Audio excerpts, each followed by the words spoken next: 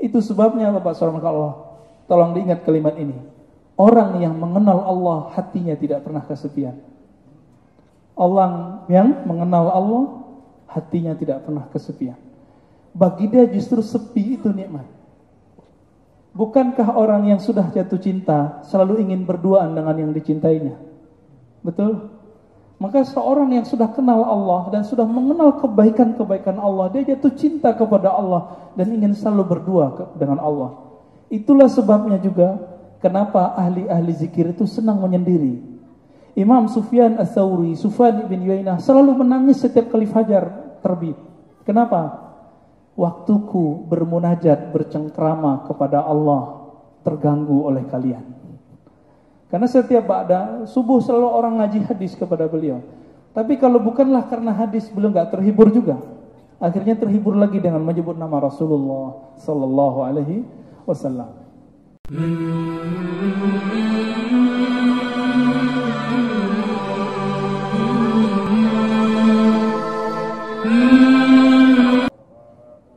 Innal hamdalillah nahmaduhu wa nasta'inuhu wa nastaghfiruh. ونعوذ بالله من شرور أنفسنا ومن سيئات أعمالنا من يهده الله فلا مضل له ومن يضلل فلا هادي له. بعد اللهم أخرجنا من ظلمات الوهم والجهل إلى المعرفة والعلم آمين رب العالمين. وأخرجنا يا ربنا من دنية خلق إلى saniyatiha amin ya rabbal alamin. Baik Bapak Saudara, ikhwan akhwat fillah, ini kitab kita loncat dikit. Biasanya kita bahas tokoh. Tadi pagi ada yang nanya saya tentang, emang Rasulullah itu ngajarin tasawuf ya? Kalau iya mana dalilnya? Gitu. Itu bikin kepikiran seharian sampai ke bawah mimpi. Maka tanpa disengaja pun pertama, jadi saya kalau nandain buku itu taruh handphone gitu. Yang saya tandain langsung judulnya At-Tasawuf.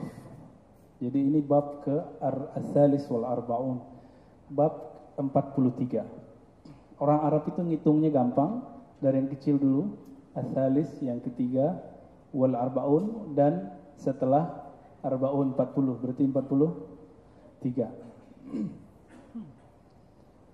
Beliau Al-Imam Al-Qushairi, Imam Qushairi ini kita sudah sebutkan berkali-kali bahwa beliau telah mengumpulkan ajaran ulama salafus saleh dalam kitab Ar-Risalah Al-Qushairiyah, dan beliau termasuk guru hadis Imam Al-Baihaqi.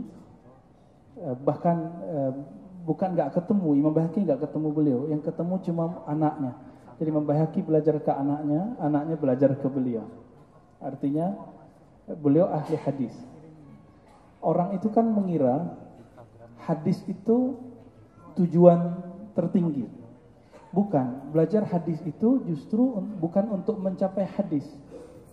Belajar hadis itu bukan untuk hadis. Karena hadis itu artinya berita. Berita itu ada yang sahih, ada yang tidak sahih. Maka ada namanya ilmu kritik hadis, tapi tidak boleh kritik Nabi. Enggak ada ilmu kritik Nabi. Kritik Nabi kafir. Tapi kalau kritik hadis itu orang ilmuwan. Ketika Imam Daruqutni mengkritisi Imam Bukhari dan mengatakan di dalam Sahih Bukhari ada hadis dhaif, itu namanya kritik hadis. Tapi dibantah lagi oleh Imam Ibnu Salah, lalu dibantah lagi oleh imam-imam setelahnya, puncaknya Ibnu Hajar Al-Asqalani. Maka sekarang enggak ada lagi yang meragukan Sahih Bukhari itu sahih. Ya, di zaman Rasulullah adakah Sahih Bukhari? Enggak ada. Maka pertanyaan, apakah ada tasawuf di zaman Rasulullah? Sama jawabannya, adakah Sahih Bukhari di zaman Rasulullah? Nah, jawabannya itu mirip-mirip gitu ya. Namun kenapa asumsi tentang tasawuf itu kok selalu dipisahkan dengan ahli hadis? Padahal ahli hadis itu tanpa sufi keras. Sufi tanpa hadis sesat. Tapi kenapa orang coba-coba untuk memisahkan mereka dan mentalak tiga antara mereka sehingga nggak bisa rujuk lagi? Muncullah asumsi di kalangan kawan-kawan kita sebagian, terutama yang baru ngaji dan lewat YouTube. yang dicari tasawuf. Muncullah ustadz yang mengatakan tasawuf itu zindik, tasawuf itu fasik, tasawuf itu cuma teriak-teriak nama Allah, tasawuf itu gila, tasawuf itu cuma itu. Orang yang pertama kali bertanya lalu membuka YouTube, it's okay, nggak masalah. Namun itu harus dikonfirmasi langsung ke ahlinya. Kalau saya sakit, bisakah saya nanya ke YouTube? Kejahilan itu kebodohan, ketidaktahuan, ketidakmengertian bagian dari penyakit. Apa kata Nabi? Alaysa shifa'ul as-su'al. Bukankah obat dari ketidaktahuan? Jadi Nabi menyebut ketidaktahuan itu penyakit, syifa. Obat dari ai di situ artinya tidak mengerti. As-su'al, yaitu bertanya. Seandainya tasawuf itu zindik, beranikah ustadz yang mengatakan tasawuf itu zindik dan menyebut Buya Hamka zindik? Kira-kira gimana Pak? UAS cuma diisukan dan musuh Islam yang isukan sekarang, orang semua berani jihad. Gimana kira-kira kalau Buya Hamka hidup hari ini, tiba-tiba ada ustadz di luar sana mengatakan tasawuf zindik. Buya Hamka pelaku tasawuf dan dia punya buku tasawuf modern. Kira-kira kita jihad kali ya? Nggak mikir, orang ini nggak mikir ketika berkata, berfatwa, ngajar ya. Yang ada dalam kajian dia cuma emosional. Yang dia nggak tahu dia tolak. Sehingga muncullah keributan ya di kalangan netizen. Dan netizen itu kan selalu benar. Apa aja kata-kata dia sodaqallah ya. Kayaknya benar semua. Jadi dan ini yang kemudian bikin kita agak tergelitik ya. Teman-teman semua sahabat ikhwan akhwat fillah, jamaah maghrib yang memuliakan Allah, maka kita langsung rujuk saja kepada imamnya. Apakah tasawuf menurut imamnya? Enggak usah menurut Ar-Razi, enggak usah menurut Ustadz Fulan atau Ustadz Fulan. Apalagi kalau yang mengasumsikan belajar tasawuf itu nanti kalau sudah nyampe enggak sholat. Itu tasawuf mana? Coba buka kitabnya dari awal sampai akhir, ada enggak? Enggak ketemu. Itu ketemu cuma dalam khayalan orang ini, sama kayak orang awam. Orang awam mengasumsikan tasawuf itu kesaktian atau kegilaan atau nanti nggak sholat lagi. Itu pemahaman dia persis seperti si ustadz ini, tapi ustadz ini udah punya panggung, udah punya mimbar, sehingga kejahilannya dibalut dengan kalimat-kalimat yang sedikit nyunnah, sedikit retorikanya bagus, seakan-akan itu keilmuan. Lalu dia berfatwa bahwasannya ini tidak ada di zaman Nabi. Nah ini yang kemudian bikin kita gergetan ya. Kayak lagu-lagu itu ya. Masih ada nggak lagunya itu? Baik. Lalu apakah itu tasawuf? Nah, ternyata makna tasawuf dan asal kata tasawuf memang berubah pendapat orang-orang dari dulu dan bermacam-macam. Tidak ada kata sepakat. Namun mereka sepakat semua mengenai tujuannya.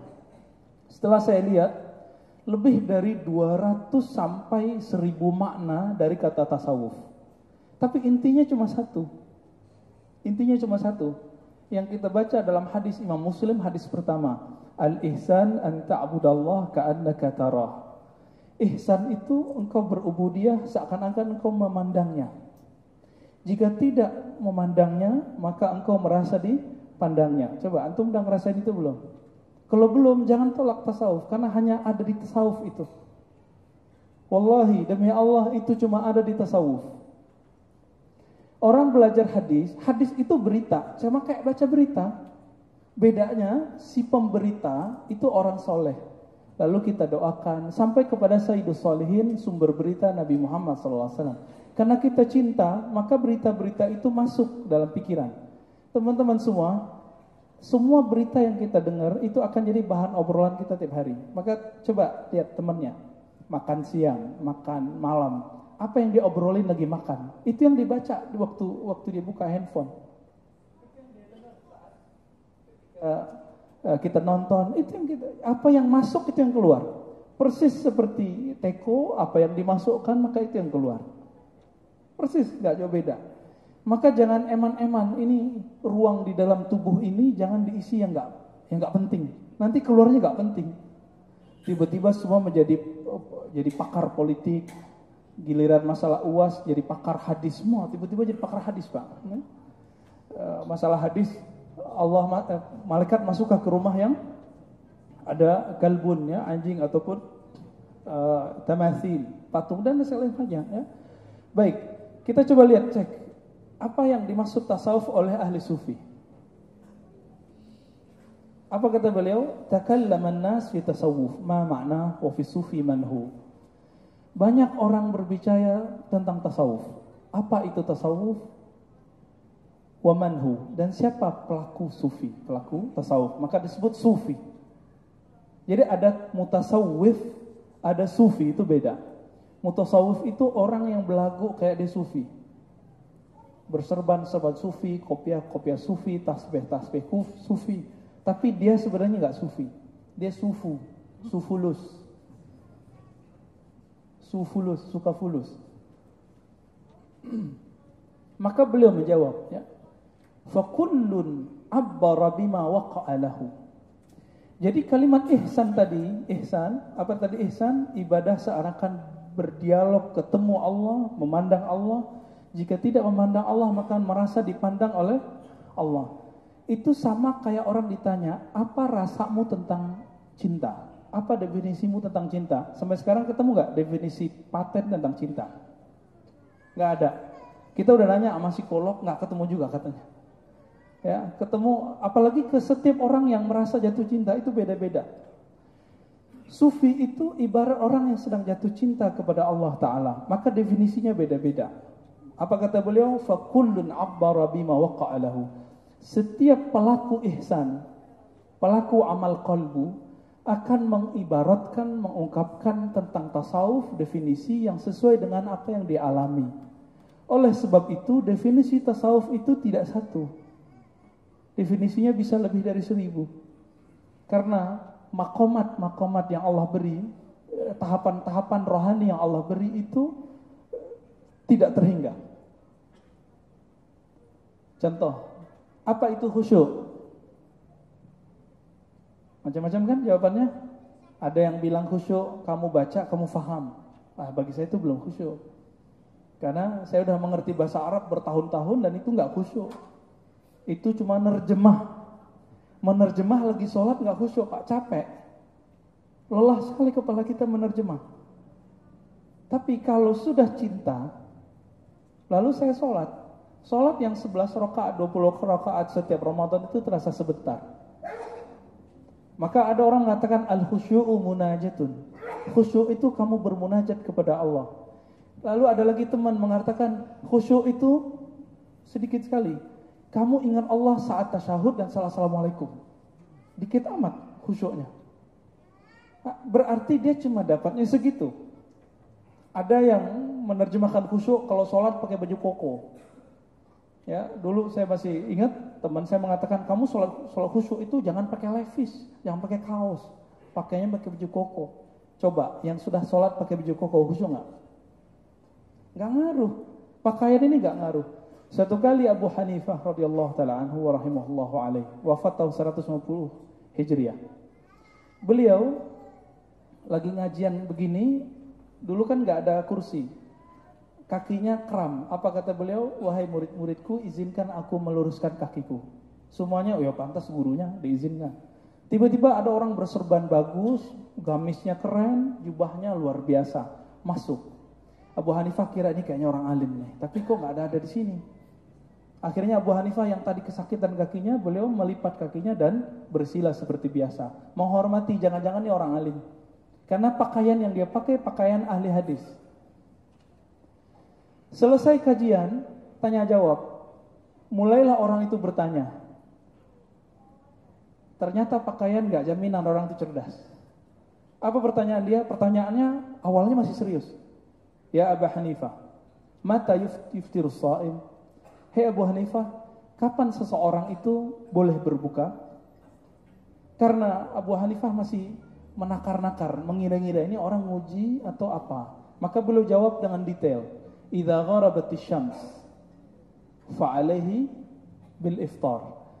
Siapa yang mengalami matahari terbenam, maka boleh berbuka.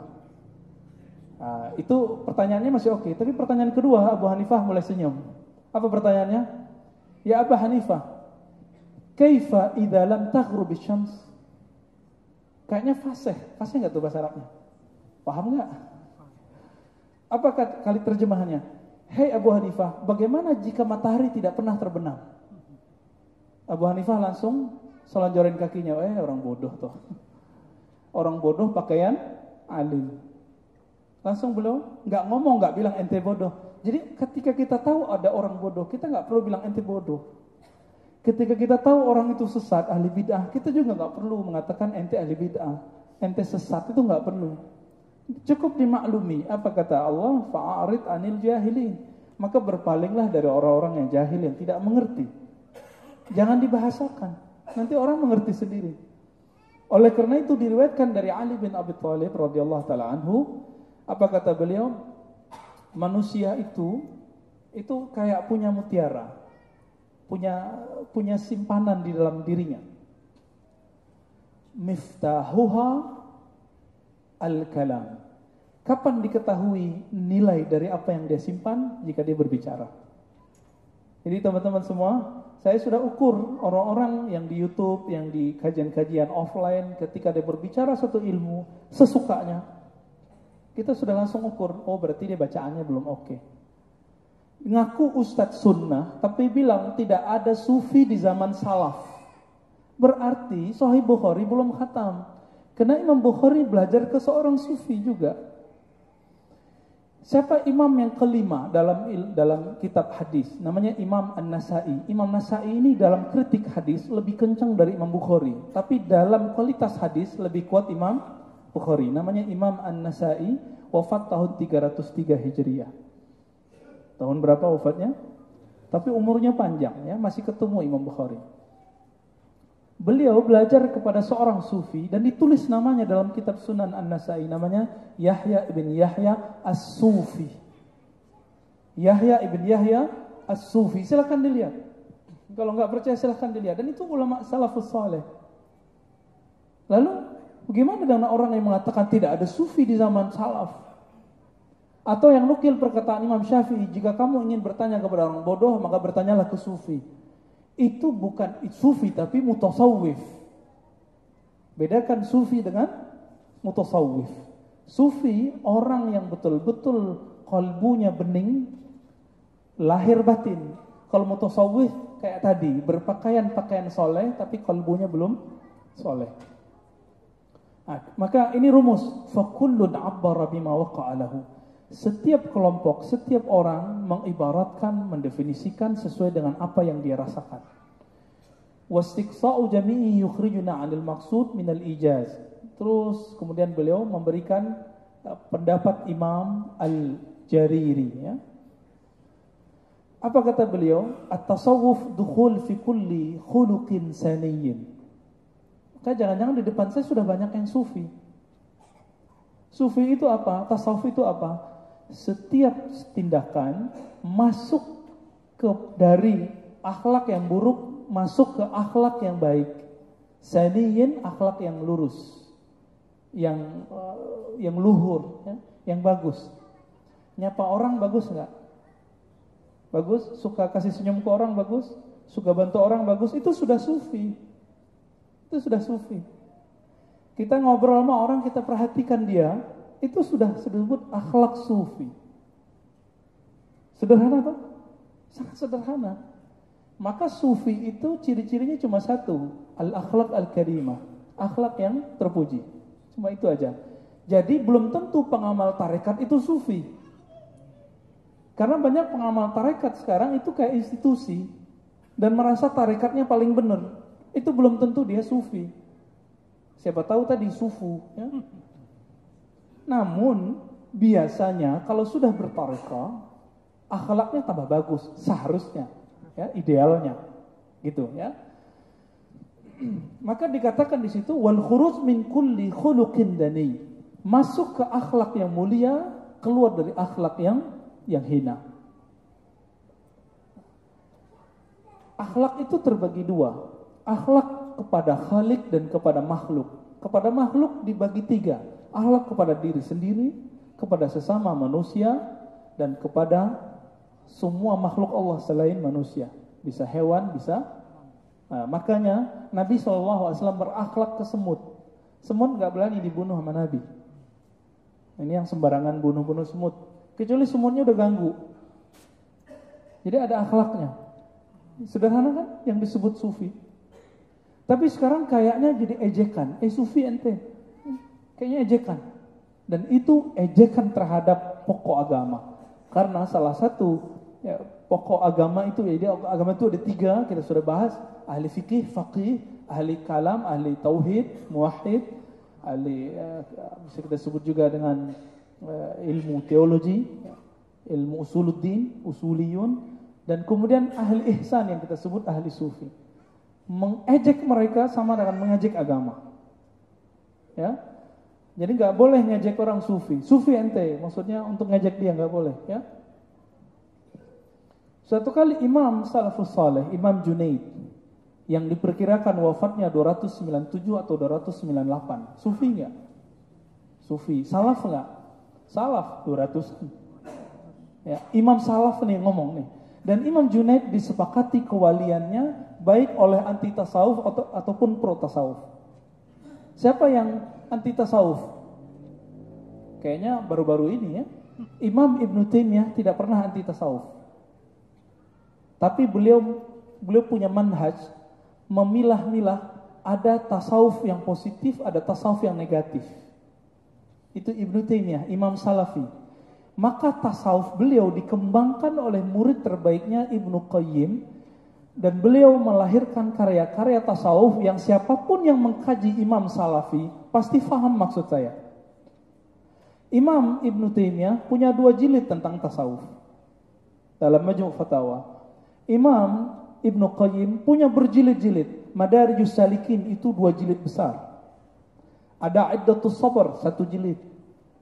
Ada Ad-Da' wa Dawa, macam-macam. Itu karya Imam Ibnu Qayyim Al-Jauziyah. Imam yang digelari Syekhul Islam. Maka kita heran, yang ngaku ikut salaf sekarang kok anti tasawuf. Lalu salaf yang mana yang diikuti? Imam salafinya sufi. Saya sering cerita, ini tolong diingat-ingat. Imam Ibnu Taimiyah selesai subuh baca Fatihah 40 kali. Adakah Nabi disebutkan di riwayat Sahih Bukhari, Muslim dan lainnya mewiridkan Fatihah 40 kali subuh-subuh? Enggak ada. Ditanya oleh muridnya, "Wahai tuan guru, wahai syekh, untuk apa engkau membaca Al-Fatihah 40 kali?" Apa jawaban beliau? "Aku berharap dengan bacaan Fatihah ini yaftahillahu li makna hadhil ayat, agar Allah membuka kepadaku makna ayat-ayat ini." Jadi beliau membaca satu ayat mentok, nggak nyambung maknanya.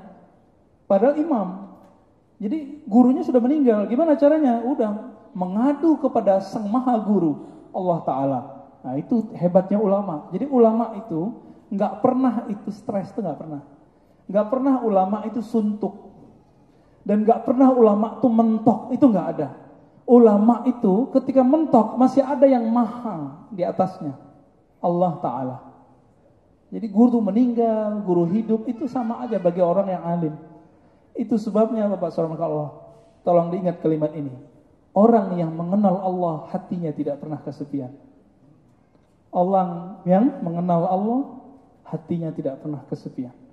Bagi dia justru sepi itu nikmat. Bukankah orang yang sudah jatuh cinta selalu ingin berduaan dengan yang dicintainya? Betul? Maka seorang yang sudah kenal Allah dan sudah mengenal kebaikan-kebaikan Allah, dia jatuh cinta kepada Allah dan ingin selalu berdua dengan Allah. Itulah sebabnya juga kenapa ahli-ahli zikir itu senang menyendiri. Imam Sufyan Ats-Tsauri, Sufyan bin Uyainah selalu menangis setiap kali fajar terbit. Kenapa? Waktuku bermunajat, bercengkrama kepada Allah terganggu oleh kalian. Karena setiap ba'da subuh selalu orang ngaji hadis kepada beliau. Tapi kalau bukanlah karena hadis, beliau enggak terhibur juga. Akhirnya terhibur lagi dengan menyebut nama Rasulullah sallallahu alaihi wasallam. Ini Imam Junaid. Imam Junaid guru dari Imam Asy'ari, Abul Hasan Al-Asy'ari. Ditanya mengenai apa itu tasawuf. Nah, pengalaman beliau lain lagi. Apa kata beliau? Ayyumitakal haq anka wa yuhyika bihi. Allah mematikan sifat-sifat burukmu, wa yuhyika bihi, lalu menghidupkanmu dengan hidup yang baru. Ini yang disebut mutu qabla an tamutu, matilah sebelum mati.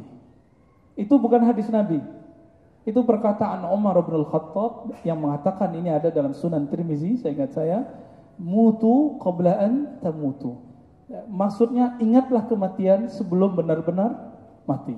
Itu sufi, itu sufi, sederhana tuh ya? Dan itu berarti ada di dalam ajaran Nabi SAW. Kemudian masih ada lagi pendapat ulama-ulama ya. Amr bin Utsman al-Makki ditanya, apa itu tasawuf?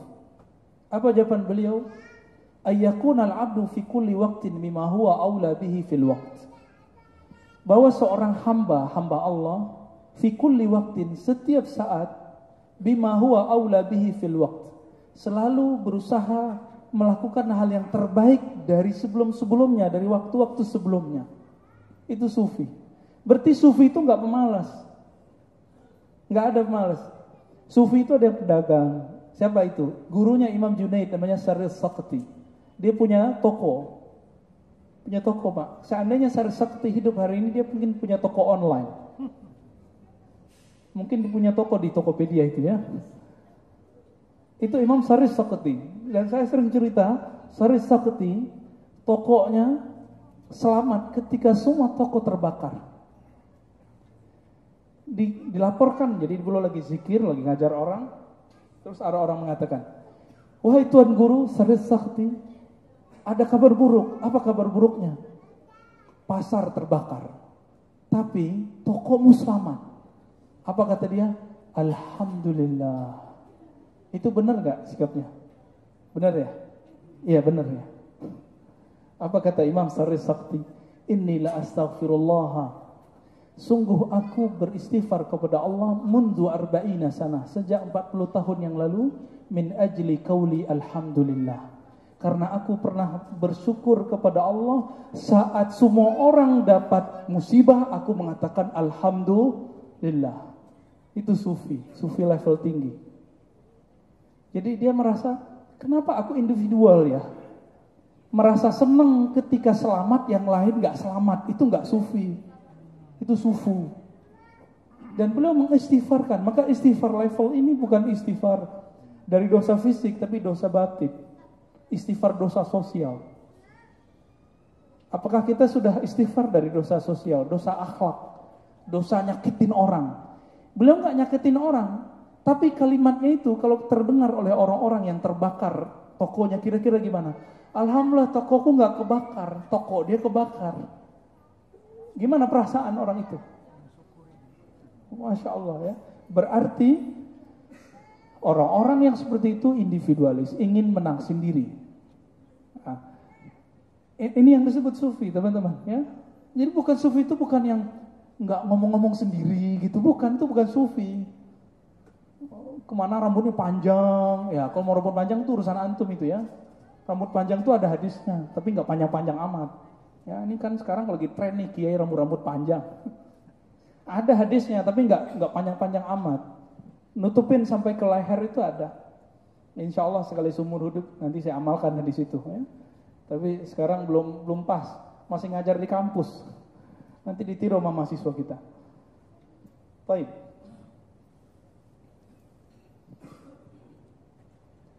Lalu apa itu ciri-ciri sufi? Mau cari tahu? Mau pengen tahu siapa itu sufi? Biar kita nggak salah cari orang. Ya, dikira sudah pakai serban sufi. Udah dapat ijazah tarekat sufi, belum tentu. Ijazah tarekat itu ijazah tertulis. Sufi itu urusan kalbu, bukan urusan tulisan. Ya, bukan urusan tulisan. Apa jawaban Imam Abu Hamzah Al-Baghdadi? Beliau mengatakan alamatus sufiyyus shadiq. Ciri-ciri sufi yang shadiq. Jadi ada sufi yang palsu, ada sufi yang hakiki, shadiq. Di sini ada Kiai Ahmad Shadiq ya. Itu sufi yang shadiq insyaallah. Ayaftaqira ba'dal ghina wa yazilla ba'dal 'izzi wa yukhfi ba'da syura. Sampai akhirnya, ya. Apa kata beliau? Ciri-ciri sufi yang hak. Dia meskipun telah berkecukupan, tapi dia tetap hatinya bergantung kepada Maha As-Samad. Allah tempat bergantung. Wa yazillu ba'dal 'izz. Meskipun dia dimuliakan orang, tangannya dicium orang, dimintain doa sama orang, tapi dia merasa dirinya paling hina di hadapan manusia. Saya membaca kitab Imam Sya'rani. Imam Sya'rani itu karamahnya luar biasa. Beliau kalau doa pakai air putih bisa nyembuhin orang. Beliau kalau ngundang ribuan orang, itu cukup dengan satu kambing, itu semua kakas makan. Karamahnya. Tapi setiap kali kajian beliau mengatakan, saya berharap keberkahan dari doa murid-murid saya. Kenapa? Mereka kan tidak tahu isi hatiku. Yang mereka tahu cuma serbanku tebal, gamisku bagus, serbanku ya muter berkali-kali, jubahku berwarna macam-macam, tasbihku panjang. Yang mereka tahu aku ini soleh, padahal aku tidak soleh-soleh amat. Jadi beliau mengatakan, seandainya orang tahu isi hatiku, mereka tidak akan lagi mau ngaji kepadaku. Itu semua sufi merasa begitu. Gak ada yang merasa makomnya lebih tinggi dari makom orang lain. Dan ternyata itu ada dalam Kitabul Iman. Maka kalimat sufi-sufi, ajaran-ajaran sufi muncul dalam kitab Sahih Bukhari. Karena Imam Bukhari belajar ke seorang sufi yang nyambung kepada sanad Hasan Al-Basri. Disebutkan di situ Hasan Al-Basri berkata, "Man amina minan nifaq fahuwa munafiq." Siapa yang merasa dia aman dari sifat munafik, itulah munafik sebenarnya. Siapa yang merasa dirinya munafik, insya Allah dia terbebas dari kemunafikan. Hati-hati, politik, gerakan-gerakan keagamaan sekarang bikin orang merasa dirinya tidak munafik. Ya, justru nuduh orang munafik. Ciri-ciri sufi itu nuduh dirinya munafik. Maka ketika sufi dikafirkan orang, dia nggak marah. Imam yang kontroversial, tapi saya sudah bedah akidahnya waktu S1, S2, dan ternyata akidahnya Ahlussunnah, ahli hadis. Namanya Imam Ibnu Arabi.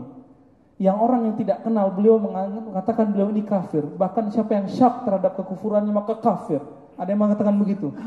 Begitu bencinya orang kepada sufi, karena tidak mengerti sufi itu apa. Ibnu Arabi, karena emang beliau ini kata-katanya sedikit agak nyeleneh, tapi ahli hadis.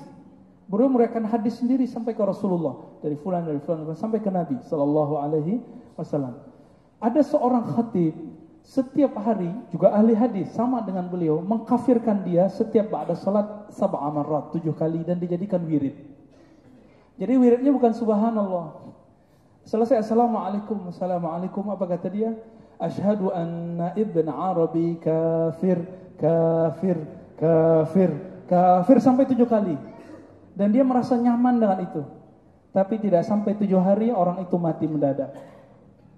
Siapa yang pertama mengunjungi dia? Ibn Arabi. Dan Ibn Arabi ditanya, kenapa ente gak marah kepada orang ini? Jawaban dia apa? Mungkin yang dia bayangkan tentang Ibn Arabi itu bukan saya. Ya. Saya tidak kafir, tapi kalau saya dituduh kafir, mungkin ada kekufuran di kolbu ini. Itu yang saya perbaiki beberapa hari ini. Jadi beliau gak marah ketika dianggap kafir oleh orang lain. Gitu. Ya. Maka jangan sedih kalau dibilang ahli bid'ah, santai aja ya. Dia aja nggak ngerti apa itu bid'ah, apa itu sunnah. Lalu apa yang beliau lakukan? Beliau mengamalkan satu ajaran ulama-ulama terdahulu, bahwa untuk membebaskan orang-orang fasik dari siksa api neraka dan siksa azab kubur, maka bacakan la ilaha illallah 70.000. Man qala la ilaha illallah dakhal jannah. Siapa yang baca la ilaha illallah maka masuk surga. Dan ulama Ahlus Sunnah, baik Salafi ataupun tidak Salafi, baik Asy'ari ataupun Maturidi, sepakat bahwa bacaan-bacaan zikir-zikir sampai kepada orang mati. Yang bilang gak nyampe itu hadisnya aja yang belum nyampe dia. Ya, pemahamannya belum nyampe karena hadis yang dipakai gak pas. Hadisnya gak ngomong gitu, dia pemahaminya begitu. Imam Ibnu Taimiyah mengatakan bacaan Fatihah untuk orang mati sampai. Ibnu Qayyim mengatakan bacaan Fatihah untuk orang mati sampai. Kok sekarang yang ngaku ikut Ibnu Taimiyah bilang gak nyampe? Lalu dia ikut siapa? Ikut Imam Salafi yang mana? Salafi yang mana? Maka Ibnu Arabi, ini Ibnu Taimiyah belum lahir saat itu. Beliau kemudian membacakan la ilaha illallah sebanyak 70.000 kali, tapi karena sudah terbiasa, kecepatan lidahnya itu ngikutin kecepatan otak dan kolbunya, bisa khatam dari maghrib sampai sebelum subuh. Maka di saat itu beliau mentakhir salat isya. Mentakhir salat isya, Allah isyanya 3:30. Lalu beliau berdoa, ya Allah, aku menyaksikan hitamnya wajah orang ini. Tolong dengan keberkahan la ilaha illallah ini bebaskan dia dari azab kubur, azab kematian, dan azab neraka. Itu sufi. Sufi nggak pernah menaruh dendam. Maka orang-orang yang masih belajar tarekat emosional itu baru belajar tarekat, belum belajar tasawuf. Oke, itu masih proses. Apalagi kalau kajiannya marah-marah mulu, ya nyalah-nyalain mulu, nah, itu udah jauh dari sufi ya.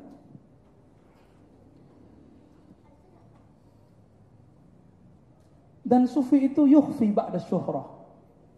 Sufi itu dia menyembunyikan sesuatu dari dirinya setelah Allah populerkan dia. Jadi bagi sufi, populer tidak populer sama. Dikasih populer tidak senang, didiamkan, disembunyikan Allah juga tidak protes. Biasa aja.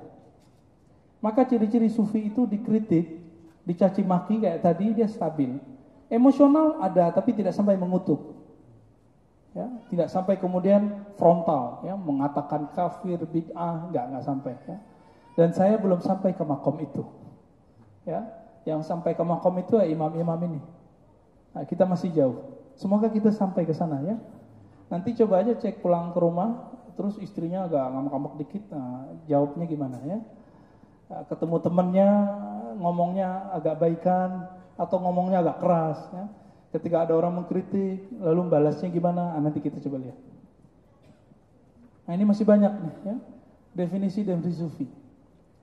Pendek cerita ya, tasawuf itu kata Imam Maulana Imam Az-Zarruq punya kitab judulnya Qawaidut Tasawuf. Jadi yang ingin mempelajari apakah itu tasawuf, cari kitab judulnya Qawaidut Tasawuf. Di situ antum akan lihat bahwa tasawuf tidak pernah lepas dari syariat. Tasawuf selalu berkaitan dengan ahli hadis, ahli fikih. Bahkan disebutkan, jika ahli fikih debat sama sufi, maka yang didahulukan selalu fikih. Sufi belakangan. Karena sufi ngomong kolbu itu urusan Allah. Sedangkan ahli fikih ngomong tentang hukum yang sudah jelas. Gitu. Ya. Apa kata Imam Az-Zarruq? Definisi tasawuf itu banyak sekali, bahkan sampai 2000 makna.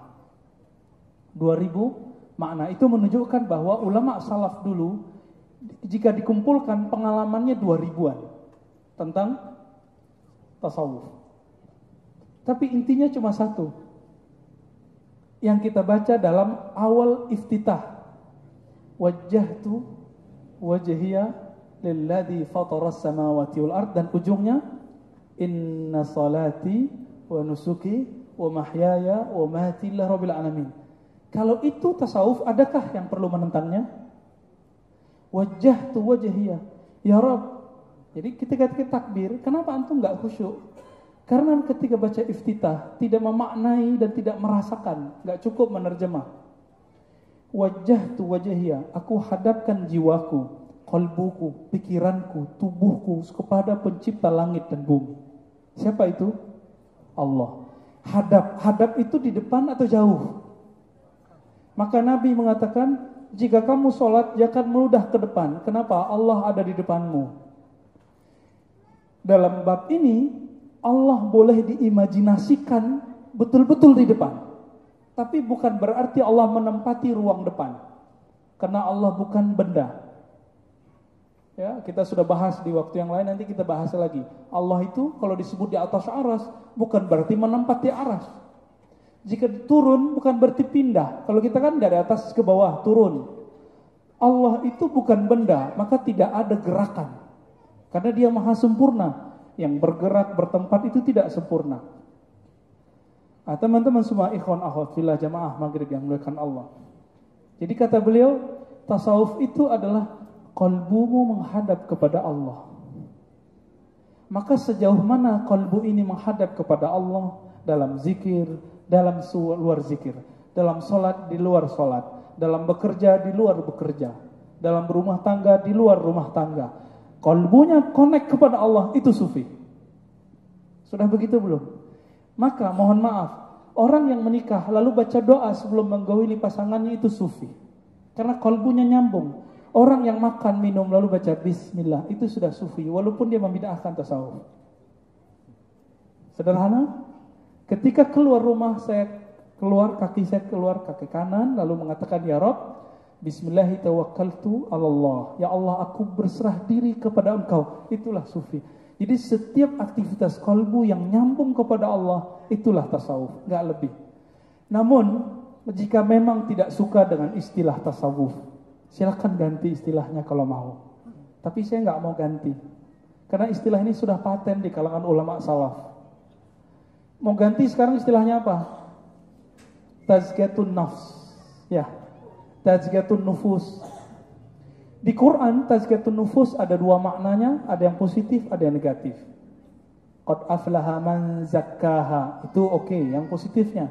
Tapi ada Quran, fala tuzakku anfusakum, jangan sok suci. Maka kajian tazkiyatun nafs itu enggak tahu yang mana. Tapi pas saya cek kajian tazkiyatun nafs, kitabnya kitab tasawuf. Apa yang dipakai oleh kawan-kawan kita yang mengharamkan tasawuf, itu kitab Minhajul Qasidin, mukhtasarnya, karya Imam Ibnu Qudamah. Ibnu Qudamah mengikhtisar kitab tasawuf karya Ibnu Jauzi. Ibnu Jauzi mengikhtisar kitab tasawuf nomor 2 paling besar, judulnya Ihya Ulumuddin. Maka orang-orang yang menggunakan tazkiyatun nafs lalu menolak istilah tasawuf, itu kayak ketemu bapaknya tapi nggak kenal bapaknya. Kurang ajar atau banyak ajar itu? Atau jahil? Udah selesai. Jahil itu kan bahasa Arab. Bahasa kasarnya bodoh. Bahasa halusnya kurang ngerti. Nah, kita pakai mungkin dia kurang ngerti, gak usah bilang jahil ya. Walaupun emang benar-benar, ya antum aja yang bilang gitu ya. Oleh karena itu, Basara makan Allah, jangan menilai tasawuf dari Google, karena kalau cari di Google selalu tasawuf itu negatif ya. Saya juga search tasawuf itu apa sih di Google, oh macam-macam, apalagi di YouTube. Nah sekarang kita sudah bukakan kitabnya dan kita tutup dengan sebuah kalimat. Apa kata Imam Junaid?